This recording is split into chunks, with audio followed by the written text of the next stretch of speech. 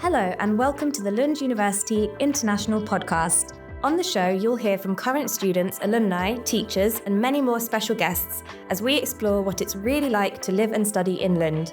My name is Rebecca, and I am a regional recruitment coordinator.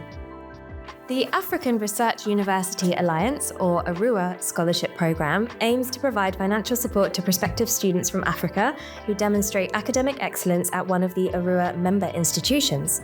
Today, we're honoured to be joined by Beza from Ethiopia, the first ever recipient of Lund University's ARUA scholarship.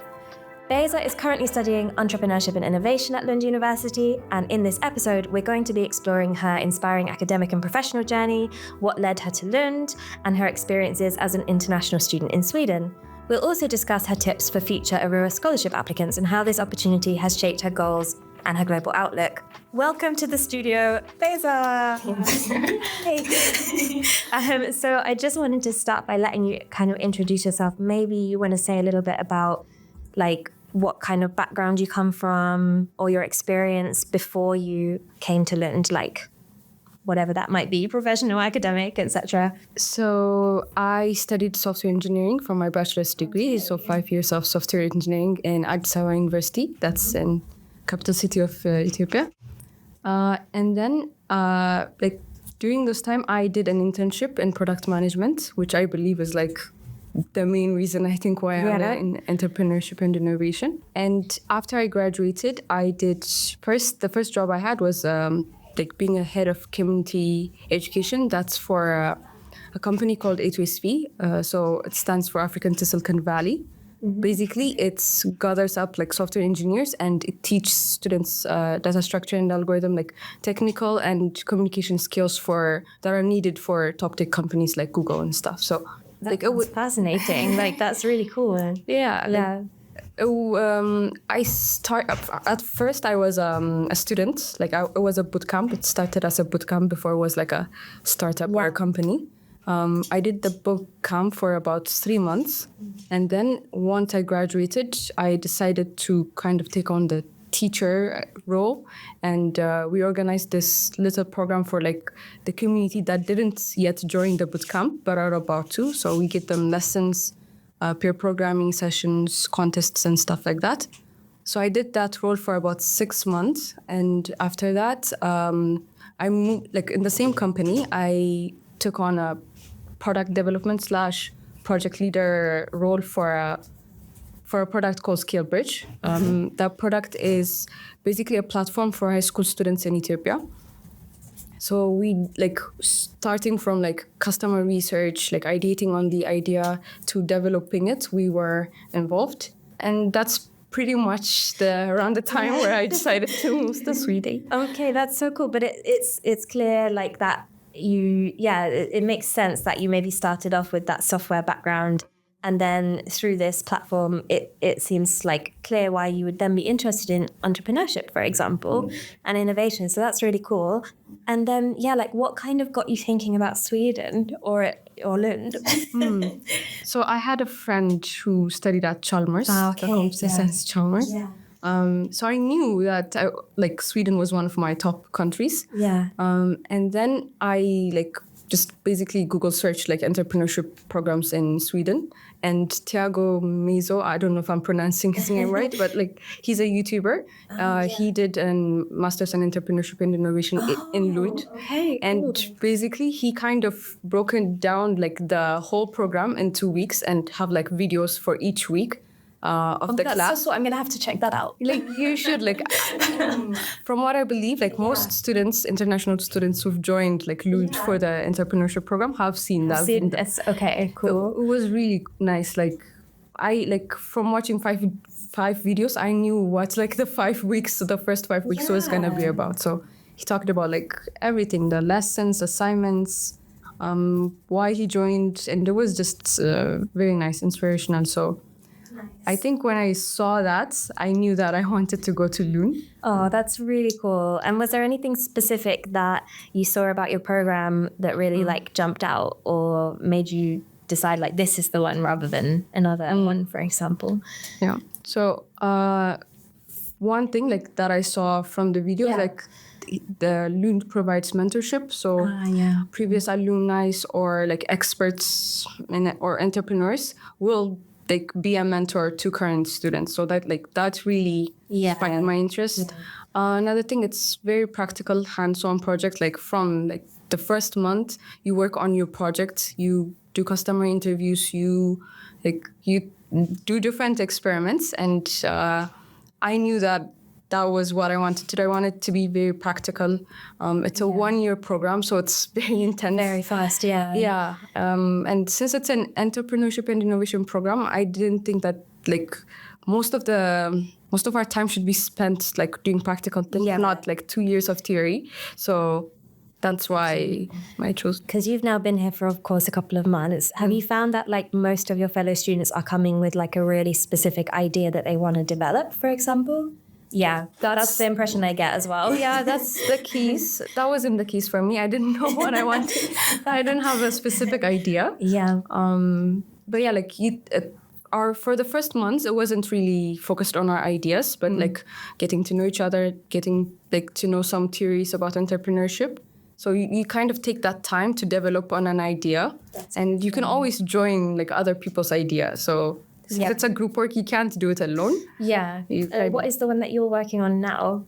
It's gonna pivot. In fact, we have a meeting tomorrow about pivoting the idea, but it's basically a cultural dining experience sort of thing. Yeah. Nice. That's cool. I suppose that's a good place for it, really, here in like the Malmö area and like Lund area, because there's lots of that kind of industry going on around. Yeah. Interesting. But you said it's going to pivot, so. Okay. But I'm kind of curious, like, of course, it is a quick process with this program because it's only a 1-year program, and you've just been here for a couple of months. But have you found that it's very different from home? Like, is there anything that stood out as particularly different, worse or better about the program, and just about being here, I suppose, in Sweden or in Lund specifically? Yeah, it's pretty different. Like, I mean, in Ethiopia, it doesn't get dark until like 7 p.m. Yeah, the weather usually comes up when I ask this question. The weather, yeah. So there's that. I really didn't live alone before here, so like I like that. Yeah. I have to cook for myself now. I do like it's. I feel like there's more responsibility and I'm more maturing in a sense. So that's nice. Yeah, that's nice. Yeah. Sometimes when I speak to students from the countries that I work with, they do actually say that this is one of the motivations. It's also sometimes a motivation for the parents because they kind of want the child to learn how to cook for themselves and all of these kinds of things. And that's quite common here in Sweden, that like when you're living even in halls, you're still cooking for yourself, you know, you have your own space. And yeah, it's nice that you're enjoying that. Yeah, for sure.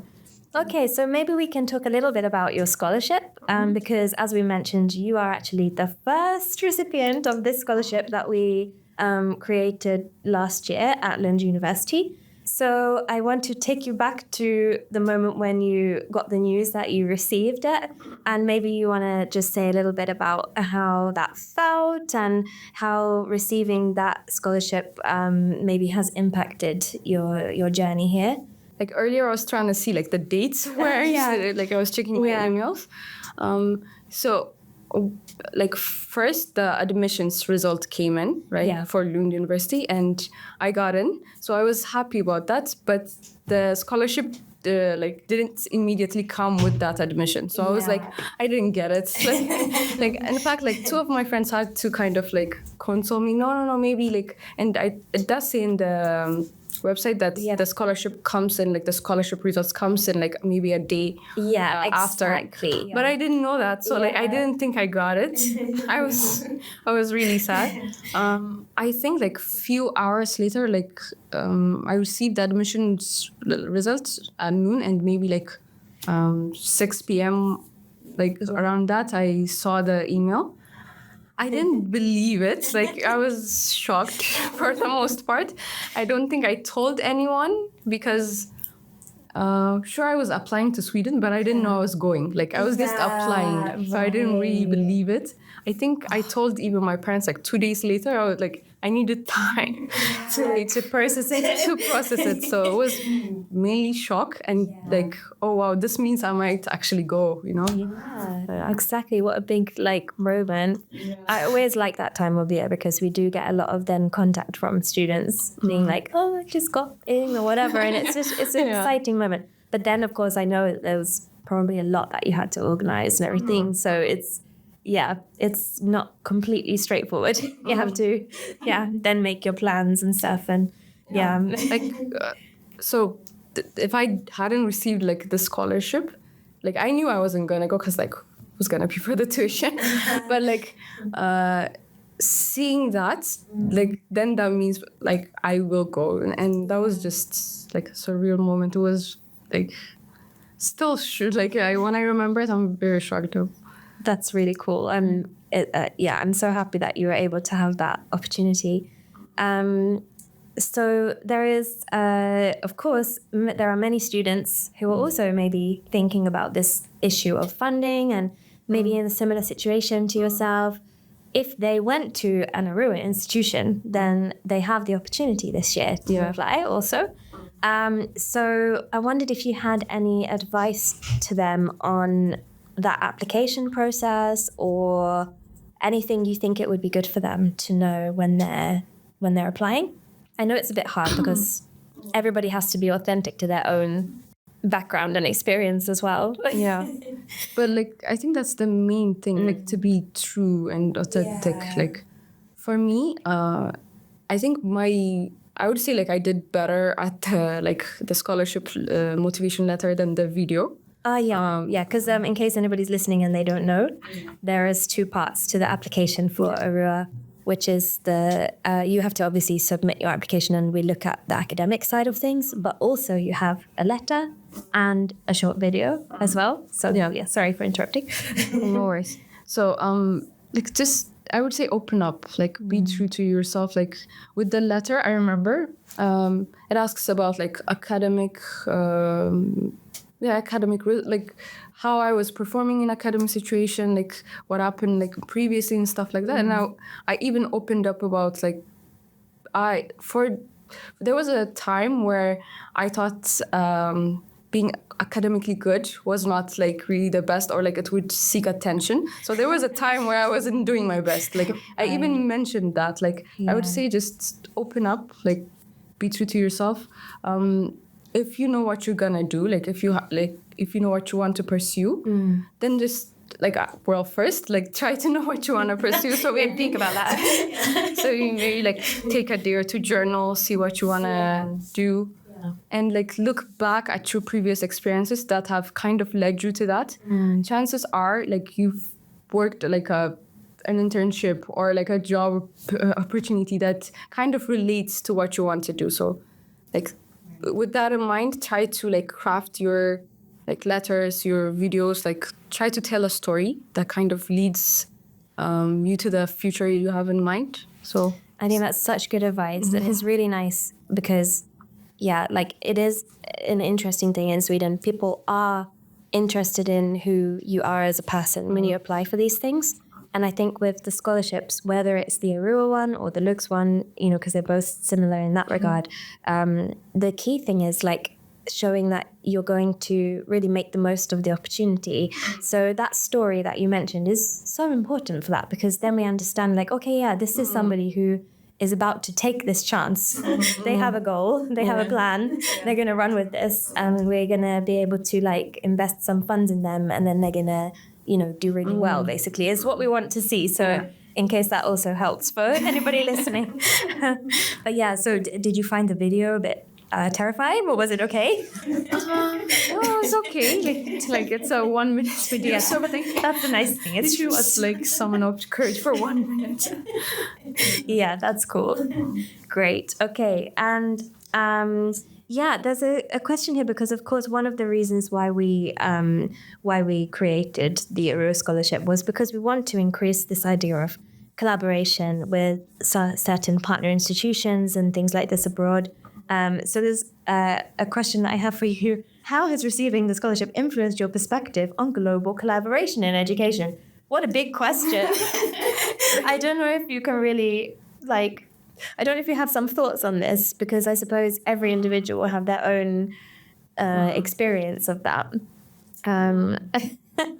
But it sounds like maybe for you it's more relevant with the fact that you previously had done these internships and projects where you got the opportunity to actually work with entrepreneurship and stuff like that. And that seems to me to be more your area. Yeah. Something that comes to mind when you say global collaboration in education is even my classmates, we're from, I don't know, over 30 different countries. Yeah. And just collaborating on group works, we have we're from different backgrounds, and you learn a lot. You learn about people, you learn about, you learn more and you do more because of this collaboration. So I don't know, it's something to take back to even. But my previous experiences, like you said, I have some experiences in maybe teaching a bit, trying to develop projects that relate to the educational sector. The place I used to work for, it starts in Ethiopia. It's based in Ethiopia, but now it's moving to Ghana and stuff like this. So, I see what you mean by advocating for global collaboration in education. Yeah. Yeah, I hope that sometimes these kinds of projects can help in that way. But I see it as two levels, because there is this wider strategic level, and then there's also, like you mentioned, this individual level in the classroom. I like that we have both. It's a nice thing. It's a nice thing that we have both, for sure. Wonderful. Okay, so now I really just want to know a little bit about your future plans. So do you have any goals that you're currently thinking about for the future? And is it in any way relating to what you're doing now at Lund, for example? Yeah. So, like I said, I love product management and entrepreneurship. Yeah. That's what I want to pursue. In the short term, I would like to get a job as a product manager, and see how things are being done. Yeah. For the long term, I would like to return back to Ethiopia and develop or work on projects that will help my country. Yeah. Yeah. That's so cool. Yeah. Great. That's wonderful.